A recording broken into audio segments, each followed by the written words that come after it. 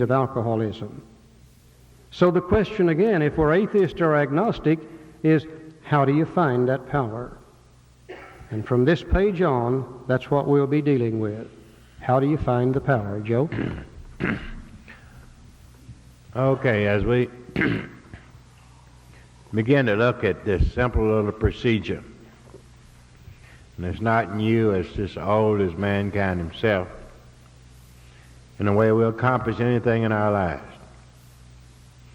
It starts off on page 47, middle paragraph. We need to ask ourselves but one short question. Do I now believe? Or am I willing to believe that there is a power greater than myself? As soon as a man can say he does believe, or is willing to believe, we emphatically show him he is on his way. It has been repeatedly proven among us that upon this simple cornerstone, a wonderful, effective spiritual structure can be built. How do we begin to build this spiritual life? How do we begin anything? Anything that begins in the human life begins based on what we believe. You know, we look at this building and we look at all the rockets, the airplanes, and everything that man has accomplished. Some man or woman believed they could do it. Now, this building didn't begin the day that they came out and dug the foundation. It began the day that somebody believed they could put it up. Everything in the world began in the mind of some person believing that. And this is, if we don't believe, the atheist has to become willing to believe. The agnostic, when he finds out, he already believes. Either one of them, if they can believe or become willing to believe, they're on their way to building a spiritual life. Now he says, upon this simple cornerstone, a wonderful, effective spiritual structure can be built. And again, he's using his little pictures he's painting in our minds. In step one, he said, willingness was the foundation. We learned that. And once we lay the foundation of the structure, then the next thing they lay is the cornerstone. And the cornerstone of the structure is going to be believing. Once you take step one and you see your powerless over alcohol, your life is unmanageable, you become willing to change. After you become willing to change, the next thing you got to do is you got to believe you can change. And he says he's going to build this structure. Now later on in step 3, when we get into step 3, he's going to tell us what we're building, and we're going to add some more stones in step 3 to the same structure that we started building in step 1. We add some more stones to this structure after we take step 5. But this little structure, he's giving us a picture of what we are building. And step 2, the only thing we have to do is believing is the beginning of everything that happens in our lives. I think we learned so much in Alcoholics Anonymous. You know, I realize all my trouble began right up here believing something. You know, everything begins right here. You know, all of my success or failures are based on that one simple thing. You know, we see people in prison today, and people say, why are they in prison? For stealing. No, that's what we arrested them for. But it began in their minds. Their problem they begin believing wrong. That's where their trouble started. See, the reason they're in trouble is really because they believed they could steal and get away with it. And while they were believing they could steal and get away with it, some police was believing they could catch them, and the police won. So the trouble is what they believe. Believing is the strength, it's the foundation of our lives. And it's the greatest waste that is how we use this. All we have to do, if we are agnostic, the chances are we already believe in God. If we're atheists, we have to become willing to believe. And either of these people are on their way. They're ready to get started because this is all we have to do. We don't have to have faith in this program. All we have to do is to believe. We always use the illustration. If when you were here in town and you was having some trouble with your car and you didn't know nobody to fix it, chances are you'd asked around and somebody would say, "Oh, John over there, he does good work. He did some work for me, and he'll do you a good job." Well, you don't have any faith in John, but you can believe this person you're talking to. And if you make the decision and take the action and carry your car over there, and he does a good job on your car, then as soon as he gets finished with it and it runs good and he charges you a good price, then you don't believe in him anymore. You have some faith in him. And the second trip you go back on faith. But believing is the beginning. So that's all we have to do. And I think the greatest thing, the trouble with spirituality, as he says, that most of us are waiting on faith. And we already believe. That's all we have to do is to begin this spiritual structure. Most of we agnostics wanted proof or wanted faith before we were willing to take the chance. And the book says all we got to do is believe or be willing to believe. Sure. And then it referred to the wonderfully effective spiritual structure. And again he uses the asterisk, and it takes us to the bottom of the page. It says, please be sure to read Appendix 2 on spiritual experience. This is the third reference to that appendix. And in referring to it with the words of the wonderfully effective spiritual structure, what he's really talking about is this spiritual experience or the personality change sufficient to recover. And the cornerstone of that personality change is this idea of believing or become willing to believe. Then the book says that was great news for us. For we had assumed we could not make use of spiritual principles unless we accepted many things on faith which seemed difficult to believe. And that's exactly where I was. The minister always said, son, all you got to do is have faith. And I never could have faith because I could just barely believe. And I assumed that since I did not have faith, then I could not make use of God or God's power, period. And my book said that isn't true. I don't have to have faith. All I got to do is believe. That's the starting point. And as agnostic, I've always believed in God. Now on page 51, it carries this idea a little bit further and gives us a kind of a little procedure that you can go through to get from belief to faith, to get from one who believes in God to one who can use God's power in their life. In the middle of that page, it said, this world of ours has made more material progress in the last century than in all the millenniums which went before. Almost everyone knows the reason. Students of ancient history tell us that the intellect of men in those days was equal to the best of today, yet in ancient times material progress was painfully slow. The spirit of modern scientific inquiry, research, and invention was almost unknown. In the realm of the material, men's minds were fettered by superstition, tradition, and all sorts of fixed ideas. As we look around in our world today, in this century, just about everything you and I use in the material world has been invented within the last 100 years. You know, our automobiles, our spaceships, our airplanes, our microwaves, our hair dryers, our lawnmowers, and we could just sit here all day naming name after name after name of material things that's been developed within the last 100 years. And there was a time in my life when I thought apparently those people that lived thousands of years ago were dumb, or they would have invented the same things. But the book says no. The students of ancient history tell us that those people then were as smart as they are today, but the reason they didn't invent anything new is because their minds were fettered by superstition, tradition, and fixed ideas.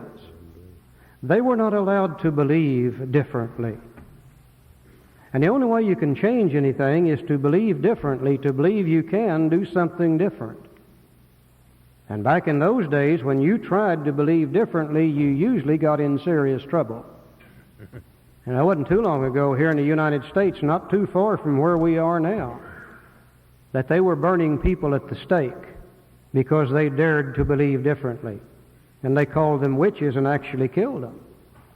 And back in ancient times, they would kill you or throw you in the dungeon if you dared to believe differently. Can you just imagine 1,000 years ago walking down the street, you got a box with a hole cut out in the front of it, and somebody said, "What do you got there?" "Well, I'm going to go home and build myself a television set." "A television set? What's that?" "Well, it's a deal where I'm going to be able to get pictures and hear people's voices and words and communicate clear on the other side of the earth." No, hell, I never would have made it home. They'd have had me in jail before I got there. They just said, "Lock that idiot up. We don't need..." And the only reason they didn't do it in those older days was because they were not allowed to. Now, in this last 100 years, we've invented all these things we've got because finally our minds were turned loose. Superstition, tradition, and fixed ideas were shoved aside. The minds were unfettered, and people were allowed to believe differently. An example of that is Columbus. In Columbus's day, everybody thought the world was flat. The idea of a round earth was absolutely preposterous to people. And they thought if you sailed across the ocean, if you sailed so far, you would sail off the edge of this sucker. Now, I don't really know why they believed that, except I guess some people sailed out there and didn't come back, and they assumed they sailed off the edge of it. Joe said the other day, wouldn't it be great if the world was flat?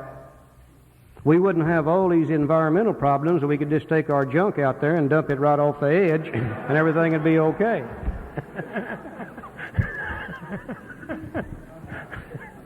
Now, circumstances made Columbus willing to change his belief, because in his day they were trying to find a new trade route to the East Indies. There they had found the gold, the silk, the spices, and as far as they could sail was to the eastern end of the Mediterranean. And then they had to go by land the rest of the way, by foot, camelback, horseback. Took years to make the trip. And everybody wanted to get there and get back faster to be able to benefit from the gold, silk, and spices.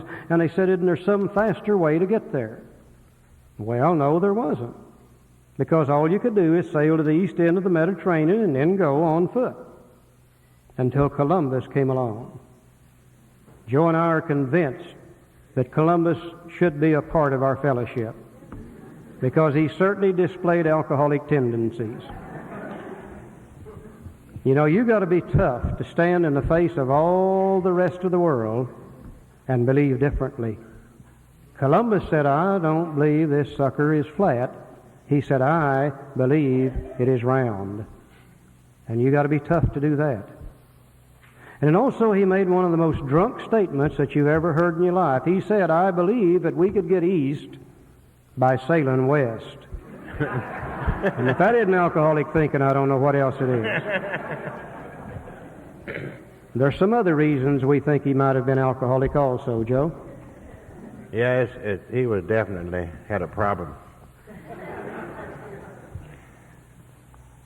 Well, one reason we say he might be alcoholic because when he left, he didn't know where he was going. And when he got there, he didn't know where he was. And when he got back, he didn't know where he had been.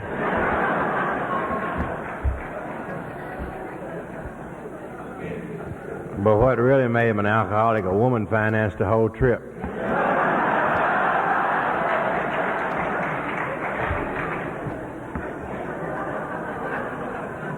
But you know, I think that Bill, in the selection of these illustrations, they are so vivid. They are they are so simple, but they are great teaching tools. Here's a man well, whatever you believe, you become. As long as you believe the same, then you will remain the same. That's the principle. So the only way you can change is you have to believe different. And that's the only thing Columbus was able. He was big enough to stand in the face of the world and believe different. And this one man changed all the maps in the world. He did change the economics of the world. He changed the shapes of nations, and he affected the lives of everybody on the face of that earth at that time, and everybody since then, because he was big enough to believe different. And this is a great lesson. This is what got him started. He didn't know when he left. He just believed. John and I always think about on that trip before he left, on these 3 ships he had, he didn't know the world was round. He said, I believe it's round. He hired one special sailor, they say, and put on the lead ship. And he said, I believe the world is round. At night with a lantern. Yeah, he had a lantern at night. He said, I believe the world is round, but if you see the edge of this damn thing, you holler out. He did.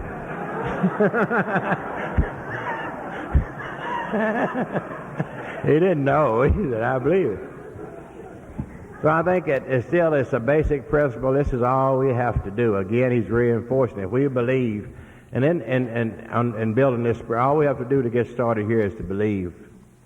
So first thing he did, he believed the world was round. Now, based on that belief, that in itself will do nothing. But once he believed, then he was able, the next thing he did, he made a decision. And it's like a domino theory. The believing brought on decision. And later on, after the decision for a period of time, after he decided to do that, he was still over there standing on the edge of the ocean. Then he decided to take some action. So he went over and he got the boats, he got the materials, and he set out to sail, and he carried out his action. And he found that when he made the trip and he found land on the other side, he got good results. He knew that the world, you wouldn't sail off the edge. He knew that the world was round. And when he came back, he knew. And the whole world changed what they believed. Now, this is the same basic ways that, it's the same principles of success or failure, whichever way we applied it, we've been using on anything, and it's the same way we're going to apply it in our program. The second step, the first step is a willingness to change. And the second step is to believe you can change. And the third step is make the decision to change. And the fourth, fifth, sixth, seventh, eighth, and ninth steps are the actions to change. And the promise is we get the results. And in the 12th step it says we know. Faith. Same way, same thing that Columbus used. Same thing that we use on anything. That's the only way, it's the same way you can get into trouble. You can use it successfully or you can use it, it's a basic, this is why the steps work. This is why the program is so simple. We believe, we decide, we act, we get results, we get faith. This is a little formula that's been known to humankind for thousands and thousands of years. Right. If you want to change anything, you follow the certain little formula. Right. The first thing is you got to believe you can change. Now Columbus's belief did him no good because he's still standing on the shore of the ocean when he expresses that belief. Now some weeks, months, or years later he made a decision. He said, I'm going to go find out whether this thing is round or flat. But the decision didn't do him any good either because he's still standing on the shore of the ocean. This is when he began to try to find money. This is when he went to the king of Portugal, and the king said, oh no, Columbus, no way do I let you have this money. He said, you'll sail out there and sail off the edge of this thing, and I won't get nothing back.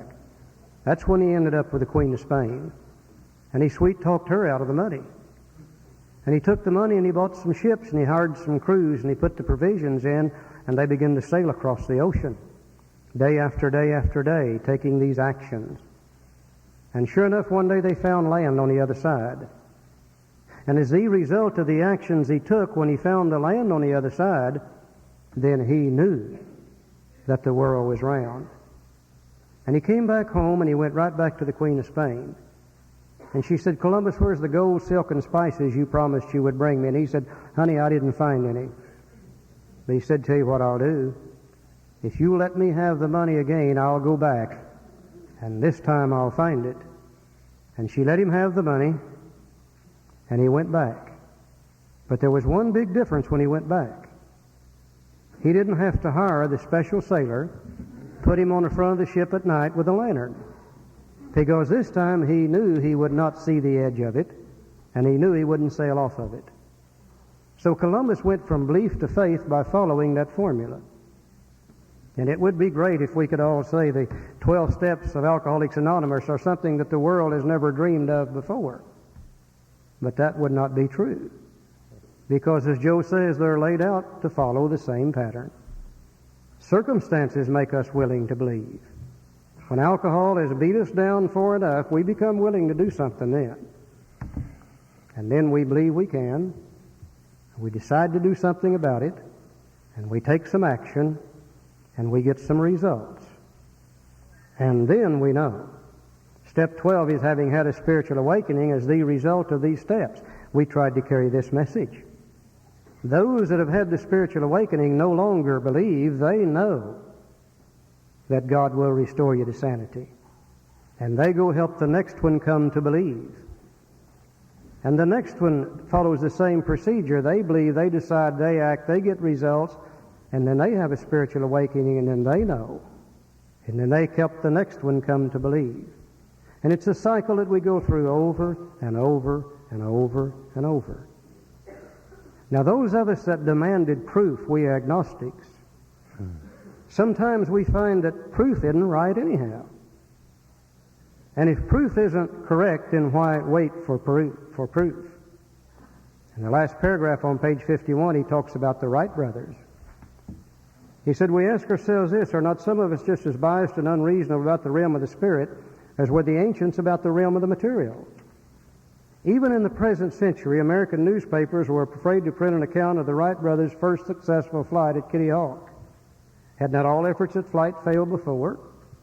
Did not Professor Langley's flying machine go to the bottom of the Potomac River? Was it not true that the best mathematical minds had proved man could never fly? Had not people said God had reserved this privilege to the birds?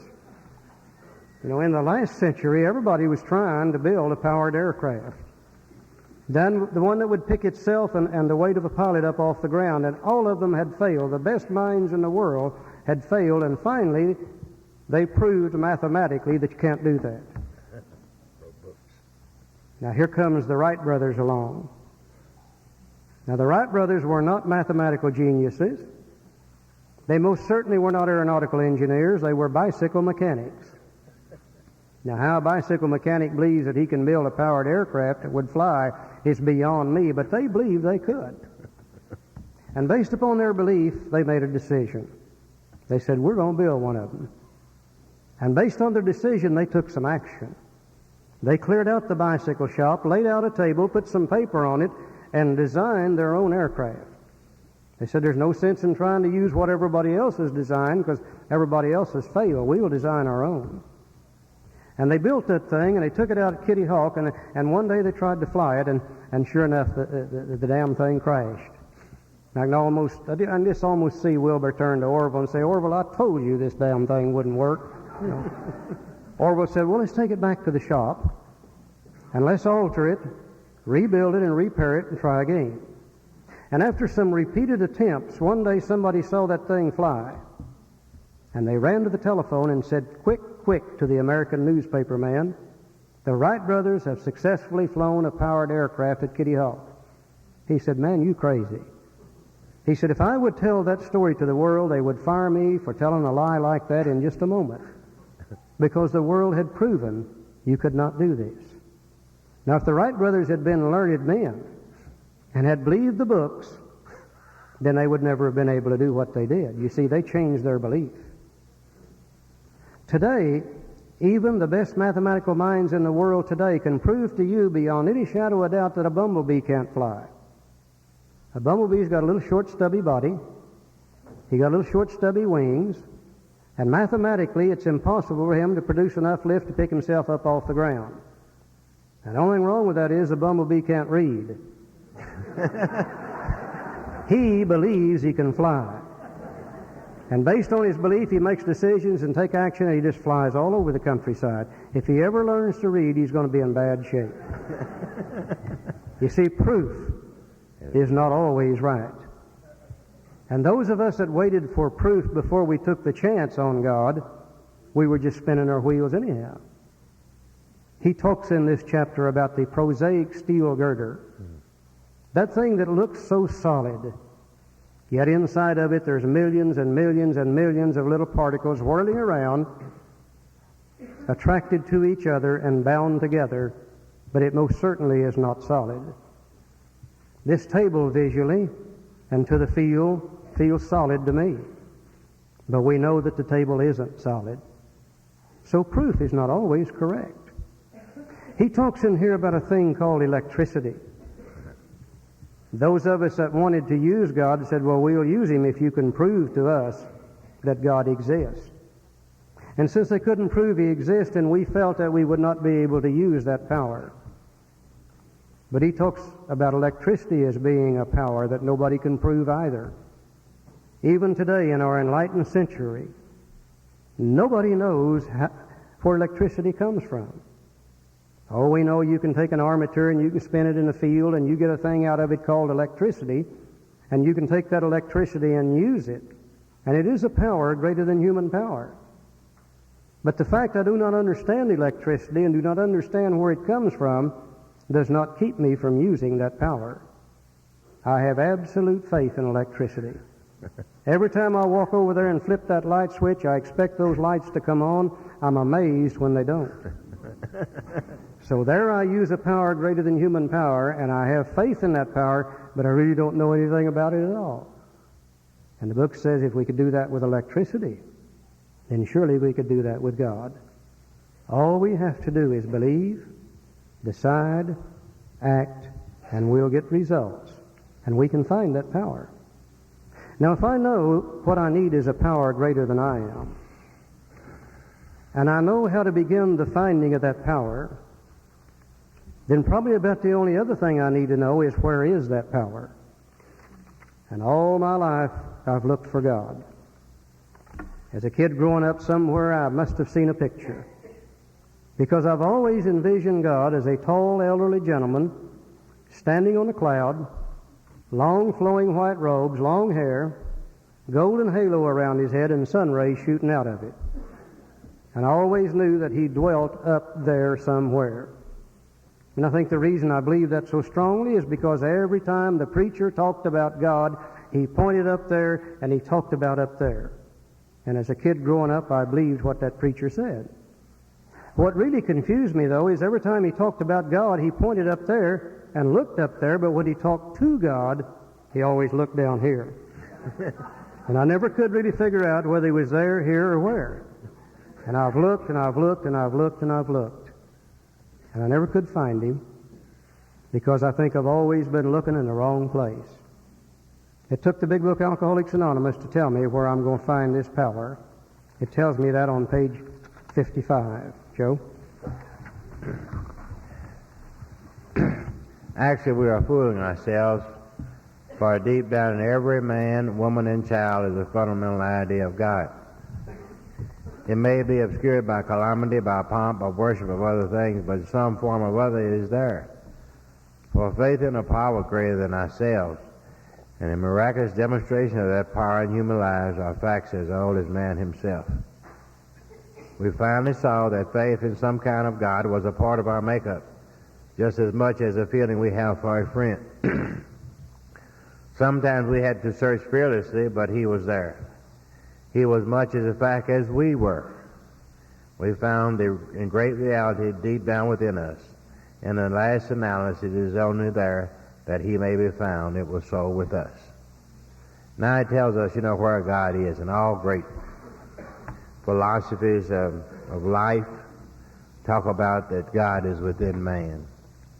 And so now that, it said it may be covered up, and it may be with other things. So now that we know how to approach God, the only thing we have to do is to believe. We don't have to have faith. And now it tells us where God is.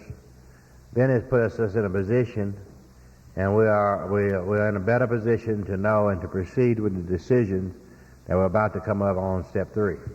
I really believe today that deep down in every man, woman, and child is the fundamental idea of God. You know, somewhere it seems as though down inside ourselves there seems to be some kind of information there. Some kind of knowledge there that seems to know the difference between right and wrong, that seems to know what we should do and what we shouldn't do, and how to be happy and how not to be happy. Now, some people I'm sure might want to call that innate intelligence. Other people I'm sure would want to call it common sense. Some may want to call it the conscience, and probably others would want to refer to it as the soul. And I don't think it really makes much difference what we call it, as long as we recognize the fact that that knowledge seems to be within each one of us. And I think we've all experienced it at various different times during our lifetime. I know I have. Used to, I'd be getting ready to do something, and that little voice would come from somewhere and say to me, "Charlie, I don't think you ought to be doing this." And I wouldn't pay a bit of attention to it. I would go right ahead and do it, and I'd get in one hell of a shape. And then that little voice would say, "See, I told you not to do it." Now, I think that knowledge is there within every one of us. The spiritual experience, the appendix, talks about we will know we have had a spiritual experience or a spiritual awakening when we become aware of the fact that we have tapped an unsuspected inner resource of strength that we probably would identify with a power greater than ourselves or God as we understand Him. Now, I think what this has done for me is this. If God really does dwell within me, and I believe He does, then I've got my own personal God. I don't have to worry anymore whether He's the God of the Baptist Church, the Catholic Church, the Hebrew religion, or anybody else's religion. If He dwells within me, then He's my own personal God, and I can come to understandable terms with Him. This has given me a completely new concept, a completely new idea about God as I understand Him. Because you see, God for me was hellfire and damnation. God for me was one that was going to punish me. God for me was one that would have nothing to do with me because of what I'd been in the past. And based on that old belief, there's no way I can make a decision. But with a new God and a new idea, now then I might be able to make that decision as I start looking a little further in the program. Joe? Okay, this brings us to the main purpose of the book, to how it works. You know, as Bill, and we can see all the time we've spent so far, beginning last night, all the way up to this point in the study.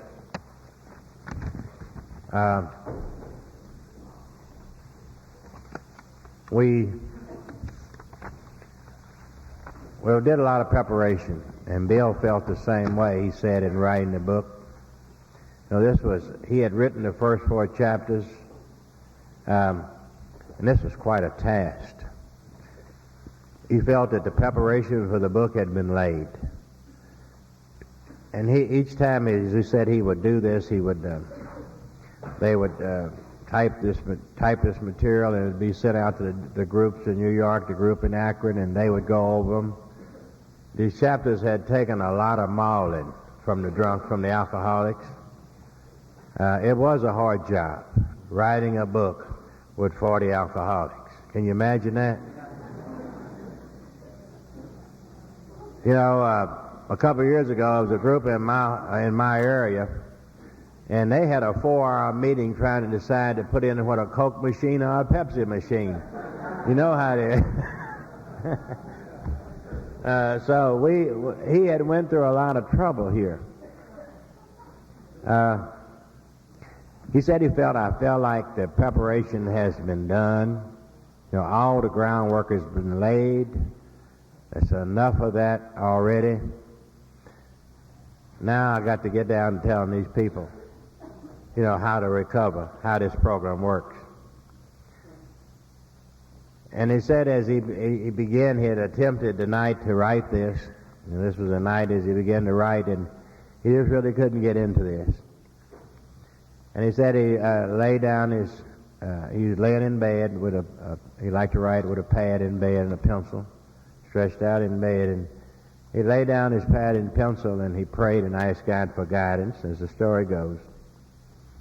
In a short period of time, you know, he picked up the pad and pencil, and he always said as he began to write, it seemed like the pencil had a mind of its own as it raced across the paper. In about 30 minutes, he had completed How It Works as we know it today and the 12 steps.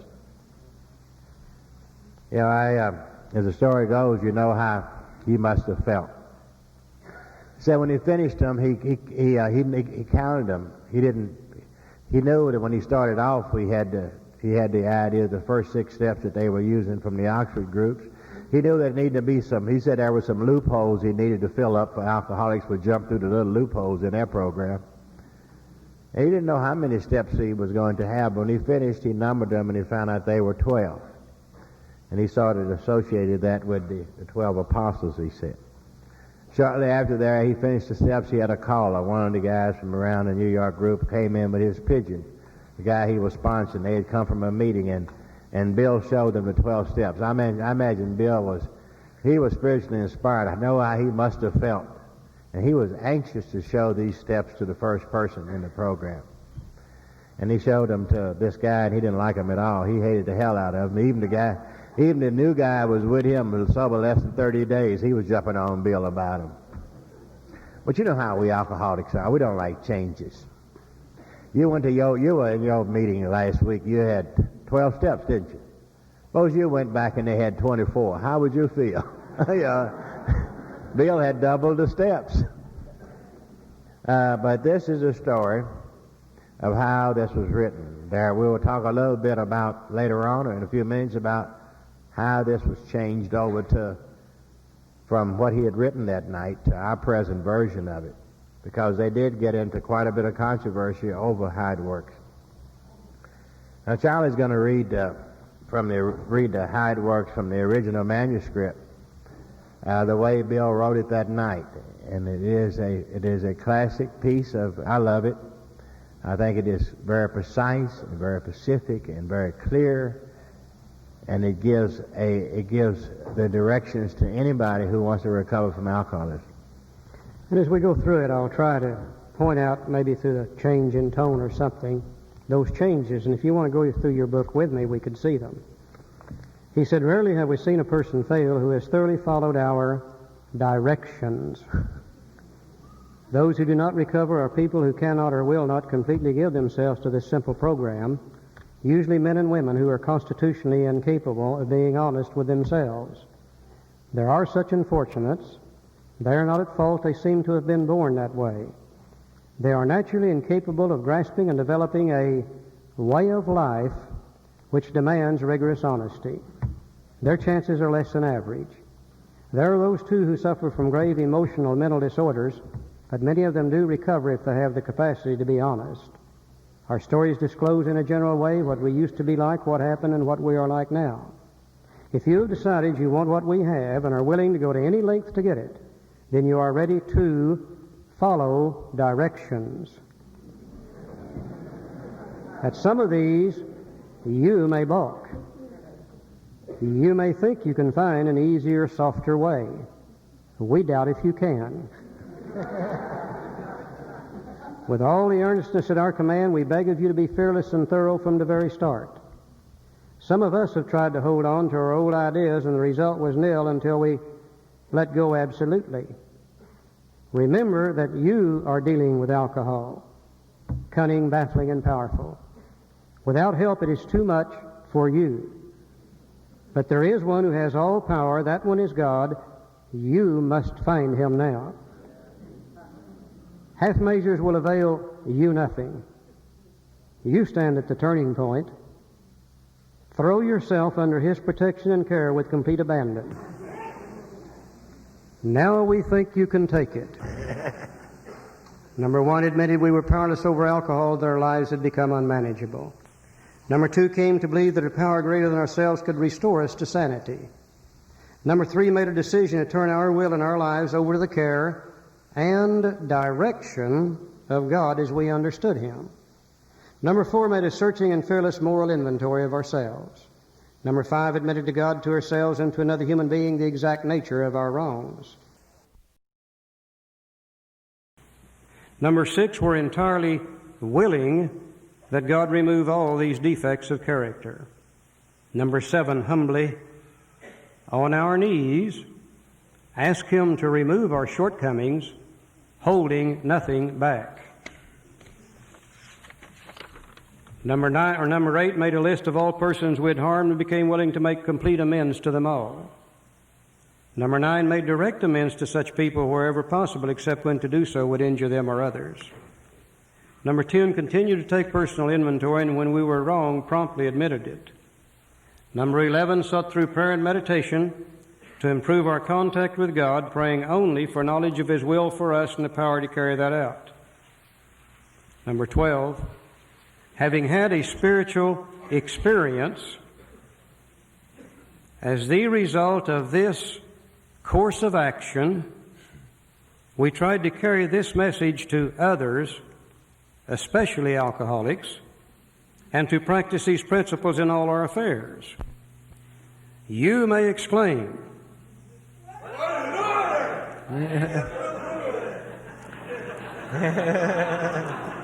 do not be discouraged. No one among us has been able to maintain anything like perfect adherence to these principles. We are not saints. The point is that we're willing to grow along spiritual lines. The principles we set down are guides to progress. We claim spiritual progress rather than spiritual perfection. Our description of the alcoholic. This is a doctor's opinion. The chapter to the agnostic. Chapter 4. And our personal adventures before and after. Bill's story, more about alcoholism. Have been designed to sell you 3 pertinent ideas. A, that you are alcoholic and cannot manage your own life. Step 1. B, that probably no human power can relieve your alcoholism. Step 2. C, that God can and will. Still step 2. If you're not convinced on these vital issues, you ought to reread the book to this point, or else throw it away.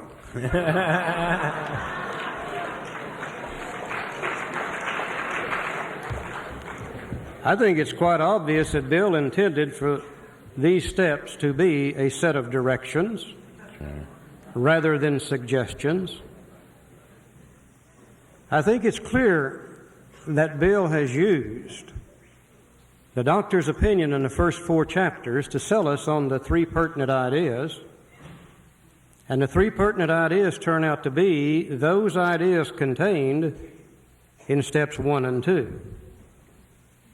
Now, in the big book today, right after the reading of this, it says, being convinced, we are now at step 3.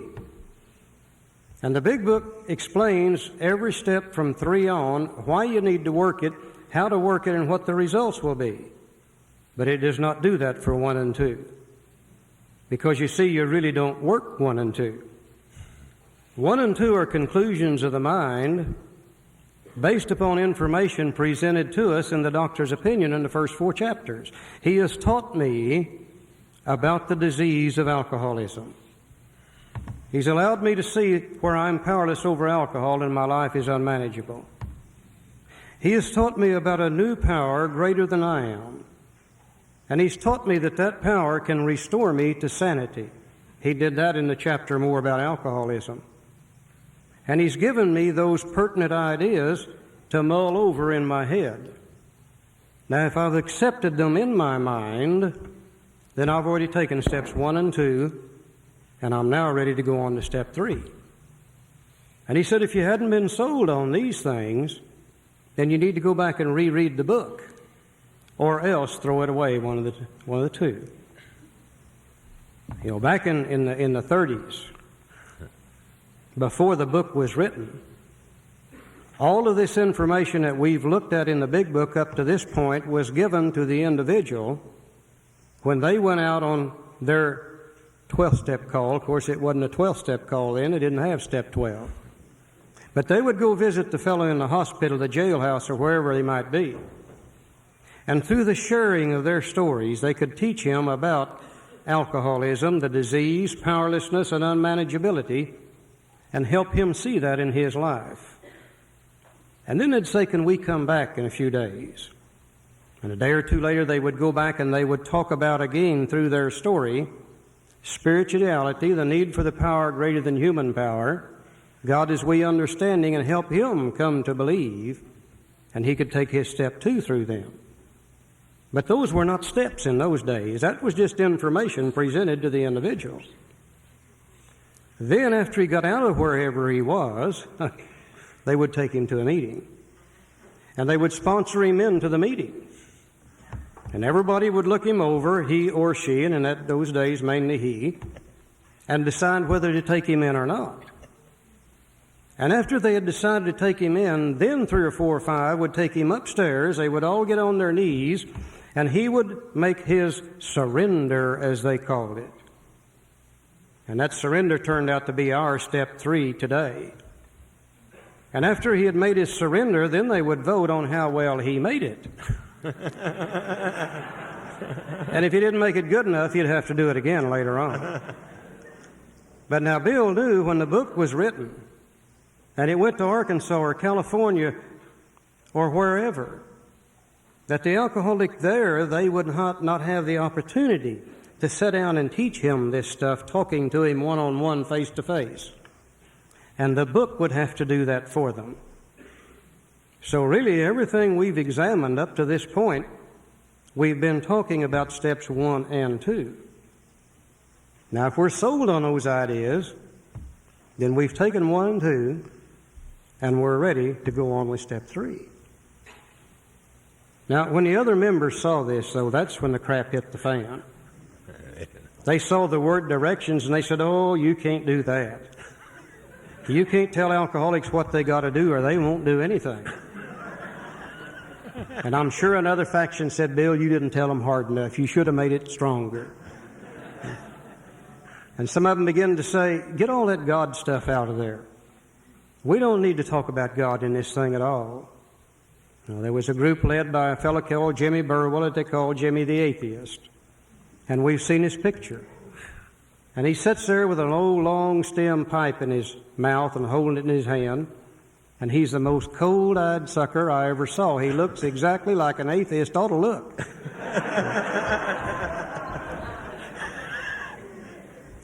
And there was another faction that said, "Talk more about God." So the fight was on. And it went on for a long time and almost destroyed the whole book project. Finally, Bill realized that he would have to compromise. And they tell us at the suggestion of a non-alcoholic psychiatrist, Bill agreed to make these changes. He agreed to change it from directions to suggestions. He agreed to change it from you to we. And he agreed to change it from must to ought. Now, which way was the better, we have no idea. You know, if they had not made those changes, instead of 1.5 million to 2 million today, we might have 10 million worldwide. But if they hadn't made those changes, we might also just have 10,000 today. Who knows? Nobody will ever know that. But we do know that this is the history behind this part of the book. Now, I think one reason Bill agreed to make those changes is this. He knew that he was going to put directions back into the book. 2 pages from here, he puts directions right back in. And he talks about directions all the rest of the way through the book. You only see suggestions in how it works. So it's clear what he had in mind, I think. And again, we don't know which is the best way. I don't think anybody would, Joe. Yeah, it still looks like a set of directions. The only where we see suggestions is in that part of the book. Now, as we've seen him write the steps, as Charlie said, he used basically, it was the program of the Oxford groups. And basically that is the foundation, the main part of the program. He moved some of these steps around and in the order that they were in the Oxford groups. But one of the main, and Bill was able to take the program of the Oxford groups, their program, right from the Oxford groups, and actually what he did was to write it into terms that was acceptable for alcoholics.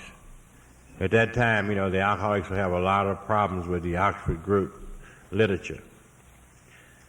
One of the steps, the first step in the Oxford group, was a term called surrender. And it's pretty tough for an alcoholic to surrender to anything. But Bill turned that step into make a decision to turn your will and your life over to the care of God. The same idea, but said in a way that an alcoholic could do it. The next step in the Oxford groups was talk about examine your sins, which is very difficult for an alcoholic. But an alcoholic could make a searching and fearless moral inventory of himself. The next step in the Oxford groups was sharing, which is very difficult, and this was turned into admit to God, to ourselves, and to other human beings the exact nature of the wrongs. Just a way of saying the same idea where an alcoholic could use it. Step 6 and 7 were some of the steps that Bill said would need to close up some of the loopholes. So they were added. They were not part of the Oxford group program. Steps 8 and 9 in the Oxford group was a process called restitution, which is pretty tough for an alcoholic to make restitution. But he would make a list and then later on become willing to make amends to the people. So that was put into 2 steps. Step 10 was a loophole step that Bill expanded on. And step 11 in the Oxford groups was called guidance from God. And since no alcoholic could take on guidance from God, he could, through prayer and meditation, receive God directions in his life and the power to carry that out. That was turned into something that was more acceptable for alcoholics. On the bottom of that, he added the 12th step because they had learned the value in working with others all through these years. And that was added on the bottom of the Oxford group steps. On top of these steps, he added the idea of powerlessness, which came from Dr. Silkworth, and he added the idea of power that came from Dr. Carl Jung, and this produced the 12 steps of Alcoholics Anonymous. As we said, they came from Silkworth, Jung, and the expanded program of the Oxford group. Okay. All right. Now that we've seen where those came from, and now that we're sold on those 3 pertinent ideas, the book says, being convinced, we were at step 3, which is that we decided to turn our will and our life over to God as we understood Him. Just what do we mean by that, and just what do we do? Well, the first requirement is that we be convinced that any life run on self-will can hardly be a success. And here I again had to stop and look at words. Because if the writer uses a word and means it one way, and I read it and interpret it in a different way, then the information is garbled. And I had to start looking at what is it that I'm going to try to turn over? And what is it I'm really trying to do? And the first thing the step says is we made a decision. And really all the decision means is to choose between 2 things. My decision is to continue as I was until I die from the disease, step 1, powerlessness, or to accept spiritual help, step 2, power. Now, in the making of the decision, all that word means or implies is that I'm going to take further action. The decision itself does not do the job. And I hear many people in AA today say, well, I've been in AA 5 years and my life's still all screwed up and I don't understand why, because I turned it over to God when I took step 3. No, step 3 says we made a decision to do so. If we could turn it over in step 3, then we wouldn't need the rest of the steps. Step 3 would be the final step. I think a good example of this is my wife Barbara and I decided for several years in the fall of the year to go to California and visit some relatives in Los Angeles. And every year we would make that decision, but we never would get to California because we didn't do anything about it. And the next year we'd make the decision and do nothing, and the next year make the decision and do nothing. Finally, one year when we made the decision, I took my car down and I had it serviced. Barbara packed the clothes and some food, and we put them in the car, and we drove from my home to Tulsa, Oklahoma, then to Oklahoma City, then to Amarillo, Texas, then to Albuquerque, then to Flagstaff, then to Barstow, and finally one day we ended up in Los Angeles visiting relatives. Not so much because we made the decision, but because we took the action to carry that decision out.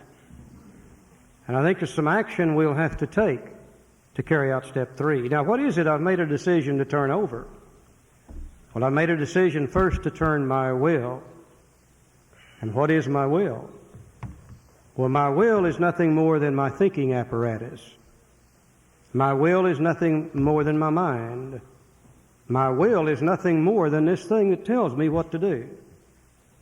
Now, I think a good example of that in everyday life is if I'm reaching the end of my life and I become concerned about the material things I've gathered up, I may go to an attorney and I'll say to him, I would like for you to put this down on paper for me, and I want my wife to have this, and I want my daughter to have this, my son is to get that, and certainly this is to go to my brother. Now, the attorney takes my thinking as of that day and puts it down on this piece of paper. And I sign it, and he may sign it as a witness, and he'll probably lock it up in his safe.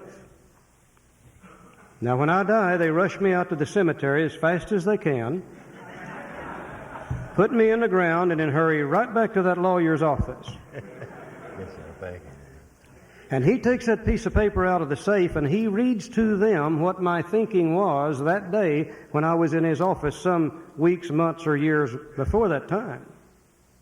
And of course we know they call that piece of paper a will. Will, thinking, mind are synonymous. They all mean basically the same thing.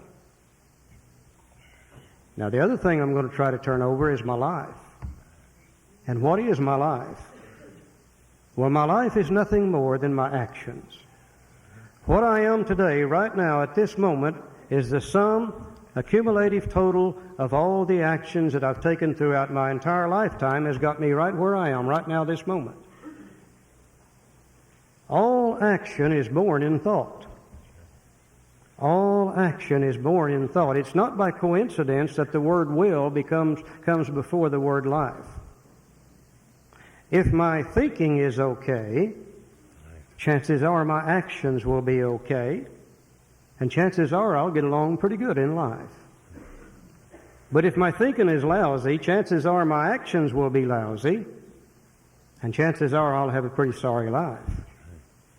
Oh, I was scared to death of this step, because I didn't know what God would want me to be. And I remember going to my sponsor and telling him, I don't think I can take step 3, and he said, why? I said, because I don't know what God would have me be. And I said, He may want me to be a missionary. He may want me to go to Africa, or He may send me to China. And I said, I don't want to go anywhere like that. And he just laughed. He said, well, at least, Charlie, it wouldn't be in the hands of an idiot, would it? He said, look back in your life. He said, you have always been a selfish, self-centered, self-willed human being. And you've always done exactly what you wanted to do, and to hell with everybody else. And he said the result of that kind of thinking caused you to take the actions that destroyed your life and the life of everybody around you. He said, at least God cannot possibly make it any worse than you have. He said, just think. If God could direct your thinking, it would probably become better. And he said, if your thinking became better, then surely your actions would be better. And if they were better, then surely your life would be better. He said, left on your own resources, you don't stand a chance. And as I look back in my life today, I realize that he told me something that is exactly true. Because always I've been self-willed. Always that led to actions which eventually destroyed my life and almost destroyed the life of people around me. Left on my own resources, I don't stand a chance. And remember the step used to say, to the care and direction of God as we understood Him. And when they made Him take the word directions out, He also had to take it out of step 3 and left it to just the care of God as we understand Him. Joe? Yeah, I think we all approach this step with a lot of apprehensions as we don't understand it. And I approached it with the same reluctance that Charlie did. I wasn't worrying about God making me a missionary. I didn't think I was qualified for a missionary at that time. But my greatest fear was I knew God was going to put me in the Salvation Army band.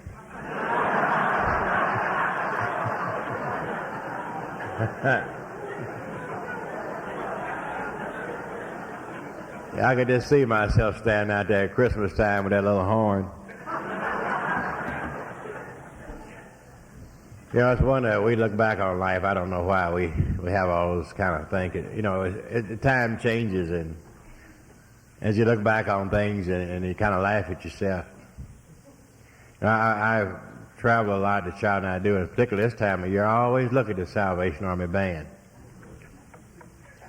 And it's very peculiar, but you know, I never seen a black guy in the Salvation Army band. That ain't really our kind of music.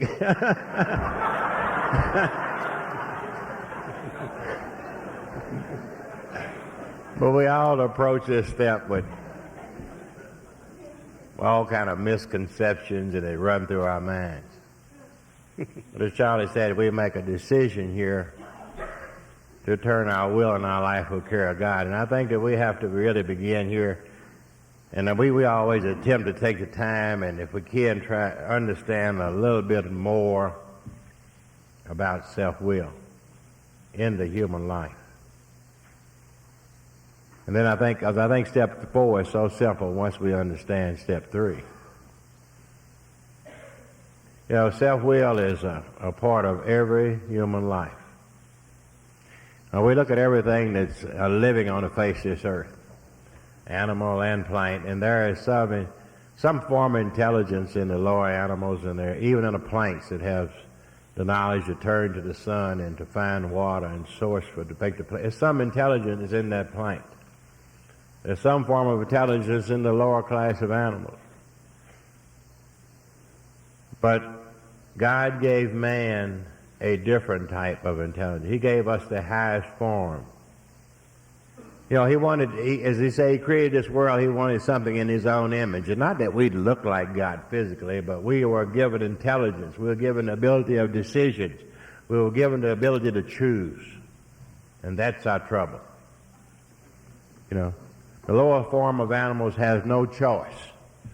They can only follow God's will. The plants and we are the only thing on the face of this earth that has a choice. And that is our trouble. When God created this world, he created everything else. Then he created man and Adam and Eve, and he placed them in this garden. And there were a lot of the dumb animals, and there was those dumb plants in there, and there was these two dumb people. They didn't know they had self-will. You know, they lived in there, and they were in there with these other dumb animals and dumb plants, so they kind of went along with the program, and everything was great. Charlie and I call it Serenity Park. It was a nice place. They laid back and they had it made, and everything was going good. And finally, you know, a little snake come along, and he said, "Well, why don't y'all eat that apple?" Told Eve, "Why don't you eat that apple?" And she said, "Oh, we can't do that." And he said, "I can't." He said, "But did you know you had self-will?" She said, "What's that?" He said, "Hell, you can do what you want to do." And she said, "Well, I didn't know." He said, "Yeah, you and Adam got self-will." She said, "I didn't know that." So she couldn't wait to tell Adam. She ran and said, Adam, we got self-will. And she ran it down to him. And Adam made the decision to eat the apple. It was a bad decision.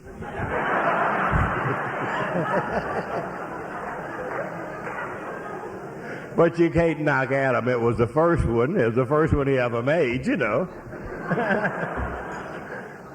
And they ate the apple, and God come by and saw the apple gone. And he wasn't surprised. He said, "Uh-oh, they done found out what they got. They have found out they got self-will." So Adam come, after a while, he asked Adam, he said, "Adam, how come you eat that apple?" We think Adam was a little bit alcoholic, too. Because he said, "She made me do it." Charlie and I, we also suspect that Eve was the first compulsive overeater.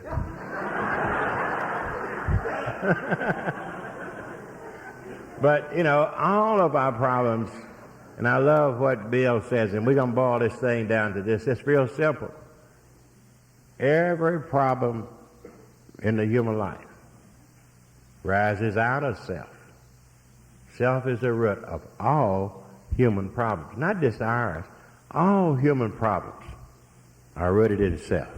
A decision based on self-will. Self is the root of the problem. Now what we have to do, I think, is we're trying to understand what is self-will, why did God give it to us, what is it good for, what does it cause, what is the root of our problem. Let's take a break. Okay. Let's take about a 15-minute break, Okay. and then we'll go right on into it. Okay. If you all take your seats, please. Everybody had a good break.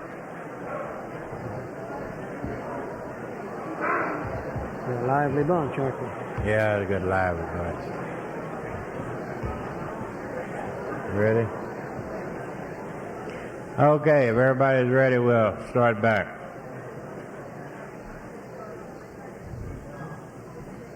As we begin to look at self-will, we'll deviate just a little bit from the big book. Bill, you know, we know the book was published in 1939. And to this time, you know, as we look at page 60, 61, and 62, we see how self-will was dealt with. Later on, years later, as Bill grew in his understanding of the program, and he worked with a lot of knowledgeable people and talked and worked with alcoholics over a period of time. Later on, he wrote the 12 and 12.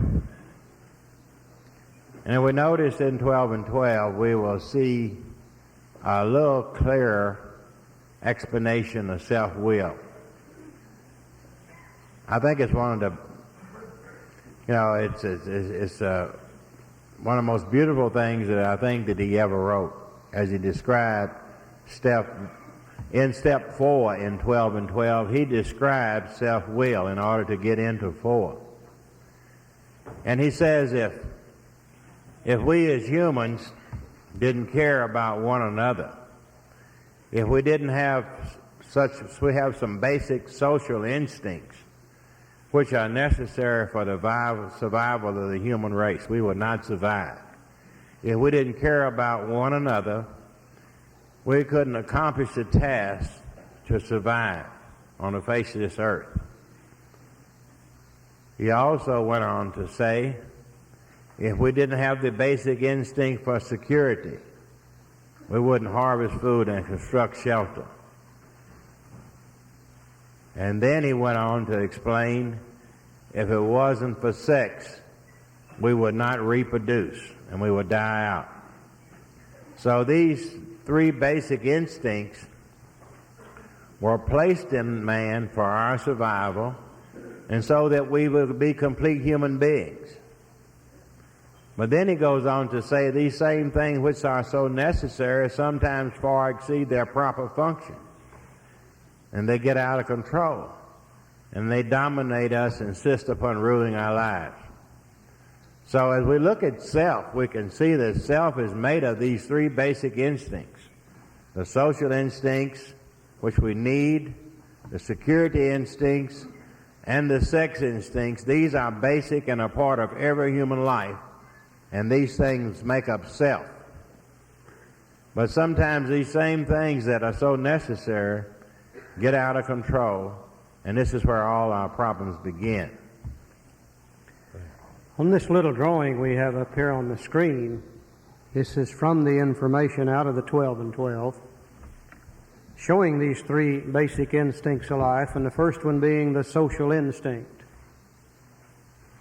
And he tells us there that all human beings are born with a desire to be liked, accepted, and respected by other people. He said if we cared nothing about each other, that we would not join together to do the things necessary for survival. And under those conditions, we would go into a dog-eat-dog situation and complete anarchy would prevail. And sooner or later, the human race would fail to survive.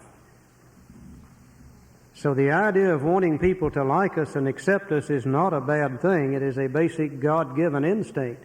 And God puts it in all species of animals on the face of the earth.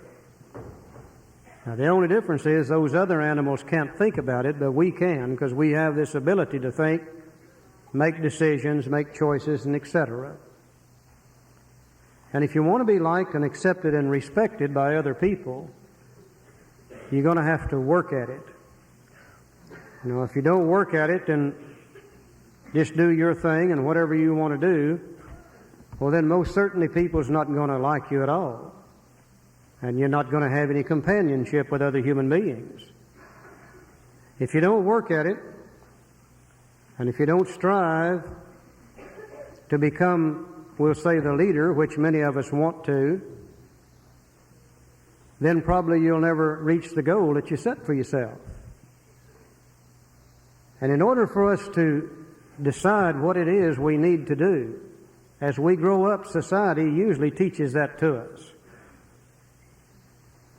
And then we, based upon what we've been taught, set goals. And then we work toward those goals. And just as importantly, we're probably going to have to do some sacrificing also. You know, some of the things that we would really like to do, if we do them and people find out about it, they're not going to like us at all. And I don't think we would do the work necessary nor make the sacrifices necessary to be liked and accepted by other people unless we got some form of reward for that. And the reward is that feeling we get at the moment of successful completion of the goal. Bill said it in his story. He said, I had arrived. And how many of us have set that goal for the education, for the new job, for whatever it might be, and we've worked and we've worked and we've worked and we've worked, and we finally get there and we complete the goal, and it is a good feeling. Oh, it feels great. Other people look at you and brag on you, and your prestige feels good, and other people seem to like you, and it's just so good that it seems to create an insatiable desire for more of the same. You no sooner complete one goal and you look around after a while and you say, well, is this all there is to it? And you set another goal. And you take off and you work and you work and you strive and you strive and you complete the goal, you get the recognition, it feels good, but it doesn't last very long. It's just a temporary feeling. And you set another goal. And it seems as though in the setting of these goals and in trying to get more power, more prestige, more recognition from other people, it seems to create this insatiable desire for more of the same. We can never get enough of it to be fully satisfied.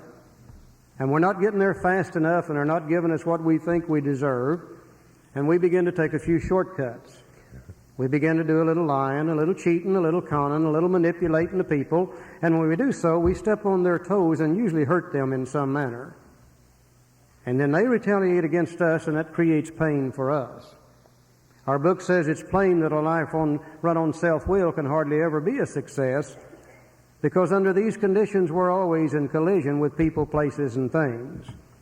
And in this social instinct, our desire to have companions, our desire to be the leader, our desire to build our self-esteem, our desire to all these things falling under that social instinct is so strong that we just always overdo. It begins to drive us blindly, as Bill says in the 12 and 12. And it begins to create trouble for us. He also talked about the security instinct. Now, I know in AA we live one day at a time, and we try not to worry about the future. But I also know that every one of us has an insurance policy to protect ourselves in the future. All human beings are born with a desire to be secure. Everybody wants to have the knowledge that tomorrow is going to be okay. If we didn't have that desire, we would not produce and store up the food that we need, and the next drought season that comes along, we're going to starve to death. If we didn't have the desire to be secure, we wouldn't build the housing, the shelter, and provide the clothing we need, and the next winter that comes along, we're going to freeze to death. And Bill tells us that all human beings are born with a desire to be secure. Now, to be secure, it's just like the social instinct. We're going to have to determine first what is it we need in order to be secure. And growing up in society usually teaches us what they think we need. And it'll vary in different parts of the world. One part of the world, maybe you only need $4 to be secure. Another part you may need 4,000. Another one, 4 million. And another part of the world, maybe it's 138 rocks, whatever it is that they use to barter with and provide security with. And society teaches us that, and we set a goal. And we begin to work toward that goal.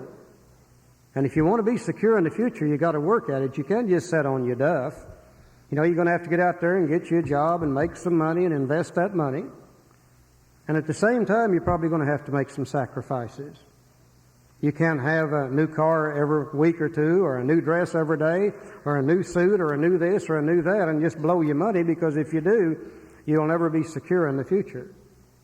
And I don't think we would do the work required, nor make the sacrifices necessary, if we didn't get some kind of reward for doing that.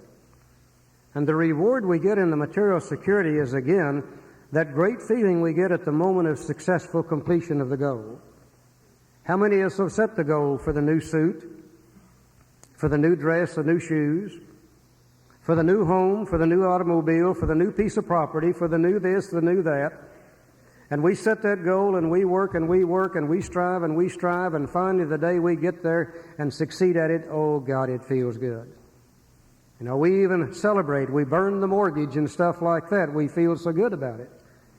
Now, the only thing wrong with it, though, it seems to be just a temporary feeling. We no sooner reach the goal and succeed than we look around and we say, well, is this all there is to it? You know, her house is bigger than mine. He's driving a Cadillac and I've still got a Chevrolet. Or he's got a 1,000-acre farm and I've only got 360 acres. And that causes us to set another goal. And we work and we work and we strive and we strive and we reach that goal and we feel good for a little bit. But it seems to create an insatiable desire for more of the same, and there does not seem to be enough of these things in life to satisfy us. And we're not getting there fast enough, and they're not giving them to us as they should. So again, we start doing a little cheating, a little conning, a little manipulating, a little lying, a little stepping on people's toes, and etc.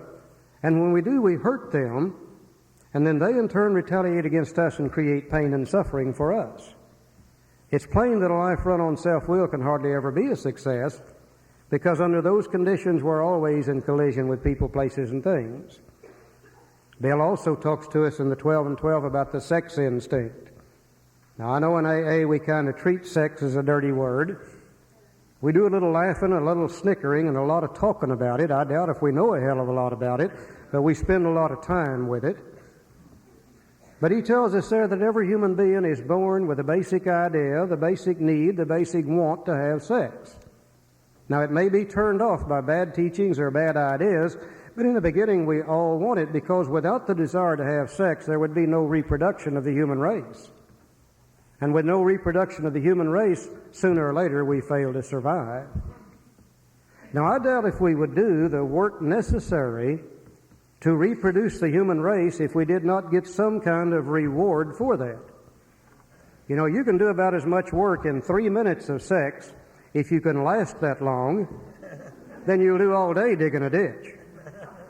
Now, you older fellas remember how it used to be. By golly, we'd get through with it and just fall over sideways and the sweat's just pouring off of you. You can hardly get your breath. You feel like you've died, gone to heaven, and come back 2 or 3 times. And I don't think we would do that if we did not get some form of reward for that.